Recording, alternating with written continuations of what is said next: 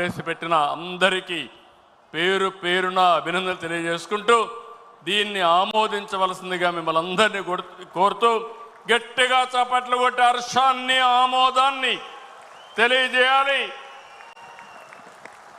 ఇది చివరి వరకు మీ ప్రాంతంలో ప్రతి ఒక్కరికి అర్థమయ్యేట్టుగా చెప్పే బాధ్యత మీదేనని చెప్పి మరొకసారి తెలియజేసుకుంటూ చెప్పడమే కాదు అమలు చేసే బాధ్యత కూడా మీదని చెప్పి కూడా విజ్ఞప్తి చేస్తూ సెలవు తీసుకుంటున్నాను.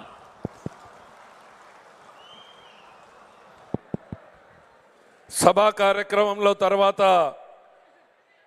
మూడవ తీర్మానాన్ని ప్రవేశపెట్టడం జరుగుతుంది.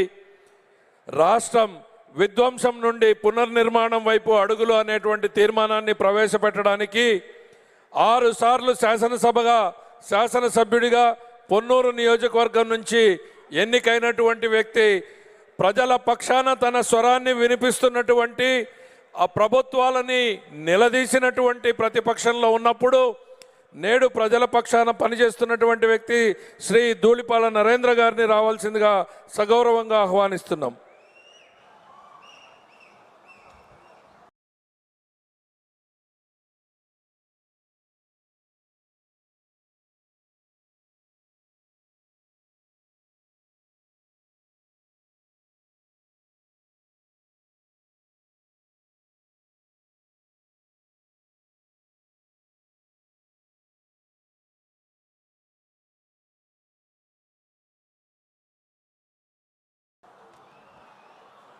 రాజు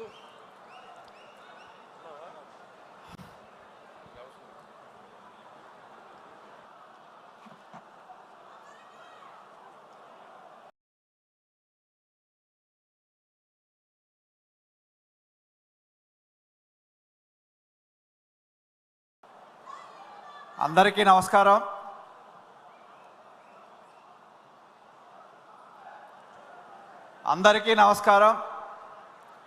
గౌరవ జాతీయ పార్టీ అధ్యక్షులు నారా చంద్రబాబు నాయుడు గారు, జాతీయ ప్రధాన కార్యదర్శి నారా లోకేష్ గారు, వేదిక మీద ఆసీనులైన సహచరులకు, వేదిక ముందున్న తెలుగుదేశం పార్టీ అభిమానులు, శ్రేయోభిలాషులు, కార్యకర్తలు